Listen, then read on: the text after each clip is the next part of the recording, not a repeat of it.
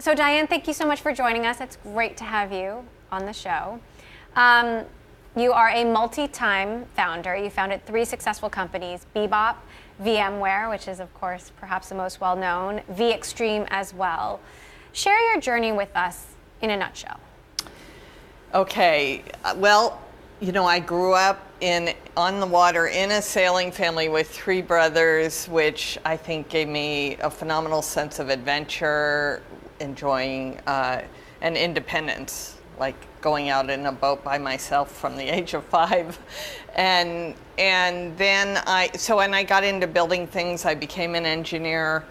And the engineering, I started out in naval architecture actually, and there didn't seem to be as much opportunity for women sort of in the oil industry. And so you chose tech, where there was also not great opportunity. Well, ironically, back when I moved into tech in the 80s, mid 80s, you know, tech wasn't the big thing it is now. And actually, historically, women do just fine at the inception of an industry. It's when it becomes very, you know, a lot of money, when there's a lot of prestige, and that's when women start doing less well. So I was lucky. I got in before it was a big deal. And so I never, you know, when I got in initially, I didn't feel held back. And in fact, it was in the 1980s that the number of women in computer science actually started dropping, but it peaked at 37% in 1984. So you founded 3 companies: Bebop, VMware, and vExtreme. You know, how did you become a founder and, you know, a 3-time founder? You know, what was it about you that sort of, where you were able to realize those ambitions? Yeah, well, So I've always enjoyed building things, and when I was in companies, like I was at Tandem, I was at SGI, and I was starting new projects and making, you know, so at SGI I built this sort of open system way for Tandem to interoperate with the world, and then I went to SGI and built this sort of streaming video system, and that actually led to leaving SGI and co-founding vExtreme, which was a low bandwidth streaming video company. But I've always sort of had I envision something that's possible that really excites me, and then I go try and build it. And so that was vExtreme, and then VMware was, again, we had this vision for what was possible with this by putting this layer between the hardware and the operating system, the virtualization layer, and we just thought it was so incredibly useful we had to bring it to the world, and so that was behind co-founding and building VMware, and similar process at Bebop. So it's simply having a vision and then kind of pragmatically making sure you get there every step of the way. I like it to racing in a sailboat race, which is something I grew up with. And obviously you were able to do by yourself at the age of 5 years old. Yeah. You've been on the Google board since 2012. You joined to run the cloud business in 2015. You could have done anything. Well, yeah, December 15th, 2015, yeah. You could have done anything. Why this?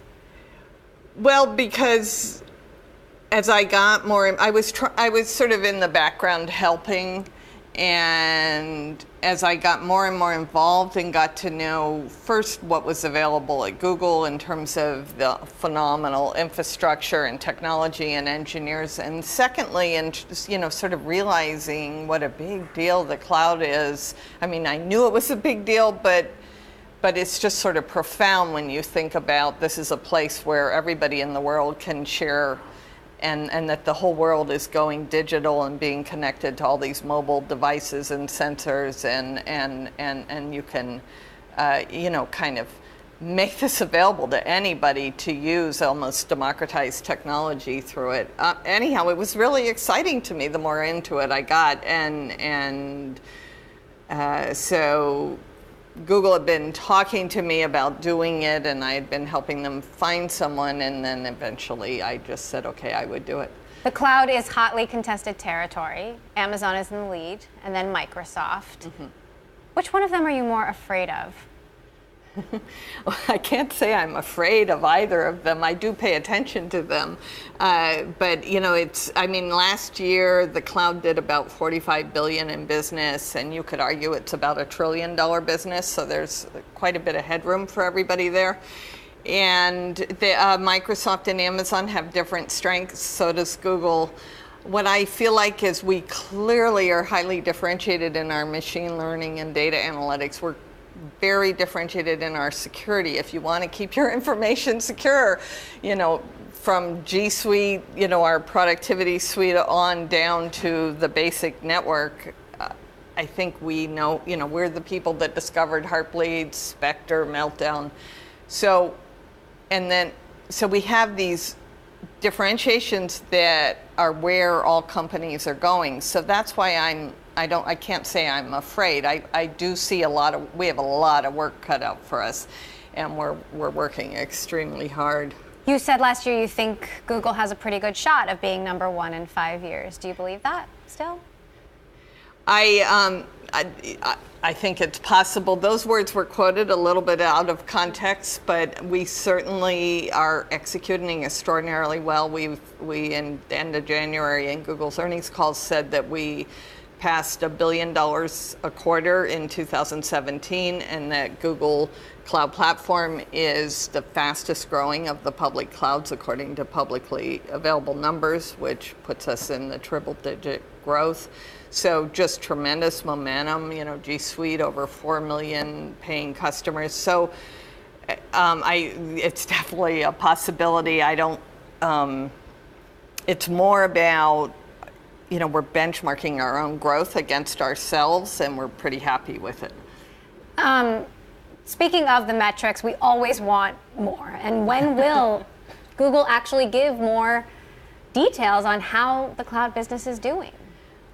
Well, we will in good time. It's so interesting to me that in January we finally gave some metrics, and now it's most frequently asked question, when are you going to give real metrics? Well, they were pretty real, but they weren't the kind of public company reporting metrics you're looking for, I'm sure.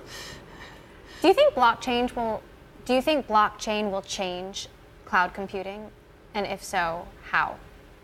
Well, blockchain gives you this distributed mechanism to verify things, which is powerful for everything.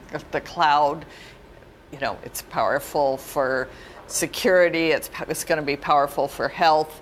And because the cloud is, where every company is going to operate and all the data is going to be, it's going to be, it's inevitable that blockchain is going to play a gigantic role in cloud and, in our fully distributed world, of which cloud plays a very meaningful role because it's where all the data gets shared.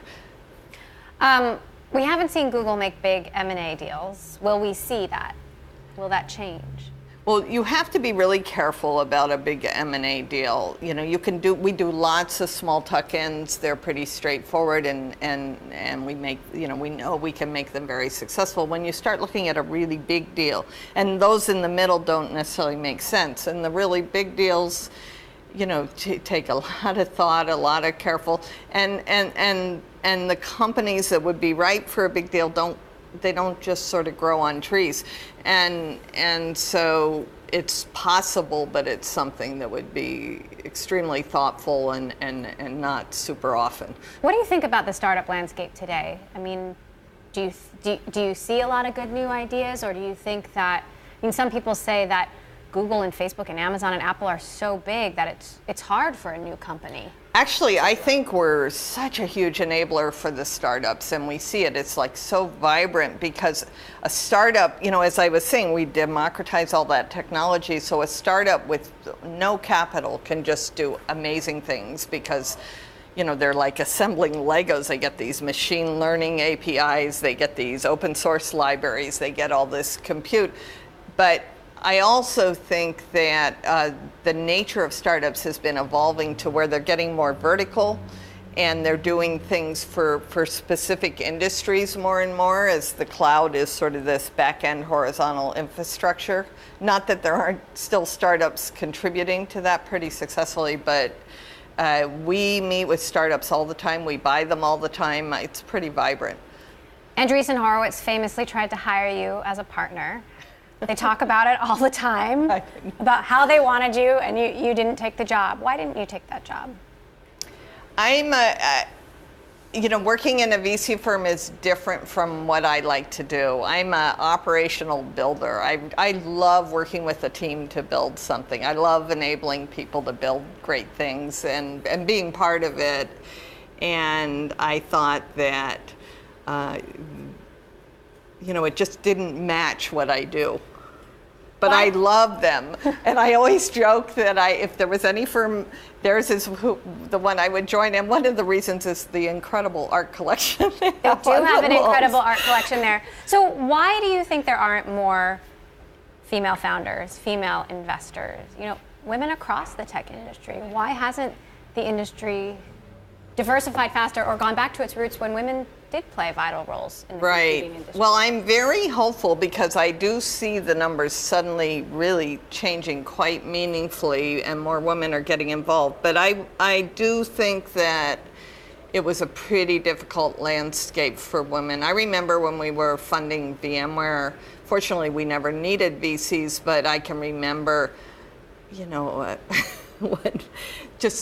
have a lot of stories of different things VCs said to me that they probably wouldn't say today. Not about my gender, but just like one person said, "Oh, I'm too much of a plumber to invest in something like VMware," and I'm like, "Well, it doesn't get more plumbing like than VMware, so you weren't listening to me," and then other VCs that were like, "Yeah, but we know what you should really do." So they weren't giving us credibility for knowing what we were doing. And then there was famously another VC that kind of called my board members and said, "Why don't you let me invest and I'll get a real CEO?" And fortunately, I had a wonderful, Larry Sunsini was a wonderful board member, and it didn't make sense to him. Well, you showed them because VMware is a massive public company today. Yeah, I took it public. It was $19.1 billion when I took it public. So what is your advice to female founders today? Because they're still struggling. I mean, women-led companies get 2% of venture capital funding. Women only hold 25% of jobs in the industry overall. Well, I think it's very important that you know what you want to do, what makes you happy, and you have a long-term vision, who you want to do it with, but it has to really be grounded in what you're excited about. And it's amazing how tenacious you can become if you're confident in what you're doing and excited about it, and kind of the walls you kind of walk through. And so it can be tough to get funding, but there's always more incremental ways around until I just think tenaciousness and real confidence in what you're doing, testing it out, making sure it is real, you're not missing something, that there's generally a way to succeed. And it's a, when all else fails, just that sort of resilience and self-reliance tends to get you there.